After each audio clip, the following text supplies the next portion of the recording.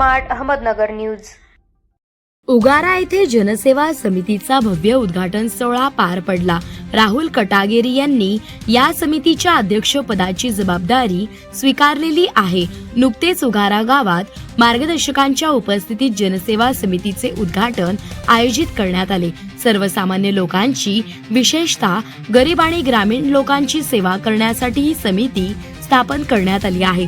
अध्यक्ष राहुल कटागेरी यांनी समितीच्या उद्दिष्टांविषयी सांगितले आणि भविष्यात लोकहितकारी कार्यक्रम जोमाने राबवले जातील अशी घोषणा केली आहे। ग्रामीण विकास आणि सार्वजनिक सेवा बळकट करणे, सामाजिक न्याय आणि ग्राहक हक्कांच्या संरक्षणासाठी कार्यरत, स्थानिक समस्या सोडवण्यासाठी एक व्यासपीठ बनणे ही समिती उगारा भागातील लोकांसाठी एक नवी आशा आहे अशी समितीची उद्दिष्टे आहेत। राहुल कटागिरी हे उगारा भागातील एक प्रख्यात सामाजिक कार्यकर्ते आणि वकील आहेत।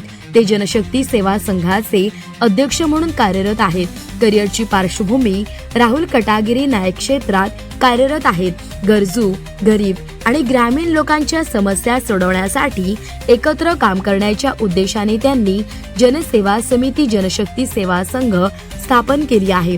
उगरपूर शहरात नुकत्याच झालेल्या एका उद्घाटन कार्यक्रमात त्यांनी समितीची वैशिष्ट्ये स्पष्ट केली। त्यांचे सामाजिक योगदान, ग्रामीण विकास आणि सार्वजनिक सेवांवर भर दिला जातो।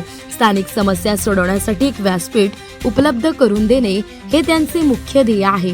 त्यांच्या नेतृत्वाखाली ही संघटना उगारा आणि आसपासच्या परिसरातील लोकांसाठी आशेचा एक किरण बनली आहे। प्रमुख पाहुणे राहुल कटगेरे आणि वीरभद्र कटगेरे, विनायक कांबळे, सुभाष कोतलांडे, राजगौड पाटील, विठ्ठल वड्डर आणि अनेक सदस्य यावेळी हजर होते।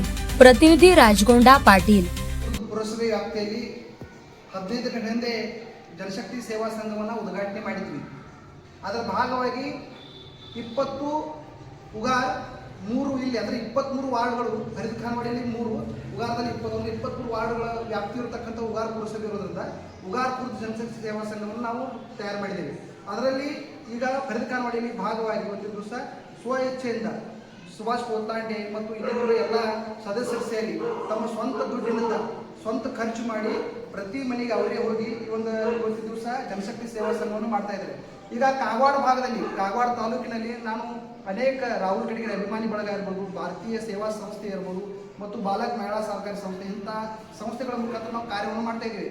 ಈಗ ನನಗೊಬ್ಬನಿಗೆ ಎಲ್ಲ ಕಡೆ ಕೆಲಸ ಮಾಡಲಿಕ್ಕೆ ತೊಂದರೆ ಆಗಬಾರ್ದು ಅನ್ನೋ ದೃಷ್ಟಿಕೋನ ಇಟ್ಕೊಂಡು ಸ್ವತಃ ಸ್ವ ಇಚ್ಛೆಯಿಂದ ಇವರು ಕೂಡ ನಮ್ಮ ಜೊತೆ ಕೈ ಜೋಡಿಸಿ ಇವತ್ತಿನ ದಿವಸ ಸಮಾಜದಲ್ಲಿ ಆಗ್ತಕ್ಕಂಥ ಸಮಸ್ಯೆಗಳಿಗೆ ಪರಿಹಾರವನ್ನು ಕೊಡಲಿಕ್ಕೆ ಅವರು ಕೂಡ ಕೈ ಜೋಡಿಸ್ತಾ ಇದ್ದಾರೆ। ನಿಜಕ್ಕೂ ಇದು ಹೆಮ್ಮೆ ಸಂಗತಿ, ಯಾಕಂದರೆ ನನ್ನ ಜೊತೆಯಾಗಿ ಹೆಜ್ಜೆ ಅವರು ಇಡ್ತಾ ಇದ್ದಾರೆ ಅನ್ನೋದು ಹೆಮ್ಮೆ।